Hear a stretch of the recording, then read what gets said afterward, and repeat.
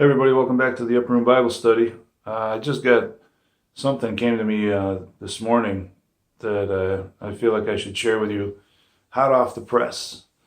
I was thinking about Jesus in the garden and where he tells the disciples to watch.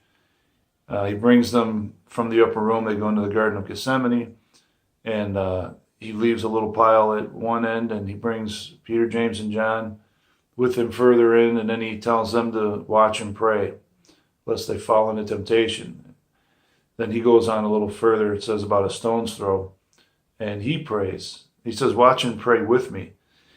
So they end up falling asleep. So then he comes back and he sees them sleeping and he wakes them up. He says, can't you watch for me? Watch with me? Not even for an hour? He says, watch and pray so you don't fall into temptation. Then he goes back and he prays and he returns a second time and a third time.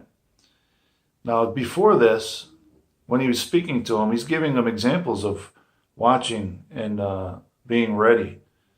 And he says if the thief comes, if you're not watching, he'll go through your house. But if you're watching and paying attention and you're ready, then the thief won't bother with you. He won't be able to go through your house. And so 2 or 3 different places he says to watch and be ready. And so now he's in the garden with the disciples and he tells them to watch and be ready. And before that, I forgot to say that he tells them if the thief comes in the second watch or the third watch, then you need to be ready at all times. And in the garden here, he comes back to them 3 times, the third watch, and they're still sleeping. So then I got thinking, well, what about now? Here comes Judas. And when Judas shows up, he has all the followers behind him that are going to come take Jesus. And then it came to me, I want to be careful to say the Holy Spirit put it on me, but I can't think of this stuff on my own. Here comes Judas the thief. Jesus called Judas the thief in chapters before because he used to steal out of the money box. And so here comes the thief. Everybody's sleeping. Only one was paying attention. Only one was ready. He prayed.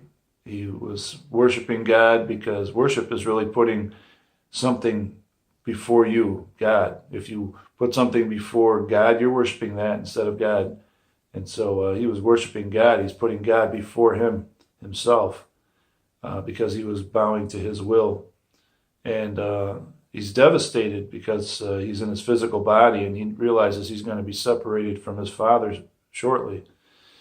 And then the angels come and they minister to him and strengthen him. And so while he's praying and mourning and God's preparing him, and the angels come and strengthen him and preparing him for what he has to do. So that when the time has come, Jesus stands there, he comes back and they're still sleeping on the third watch. And here comes Judas, the thief. So then all of a sudden I realized the example that Jesus gave of his return is happening at that very moment. Jesus says, I will come like a thief in the night. Here comes the thief at night. And all the followers behind Judas coming, everybody's sleeping but one. Jesus, the one who was ready, the one who was watching. And what happens to Jesus? He's taken. It's like the rapture, or if you want to just say Jesus' next coming, if you believe in the rapture before the tribulation or whatever you believe, in his coming, that example is happening right there. The thief comes, the one that's ready is taken, and the others are left. They're scattered. They're sleeping.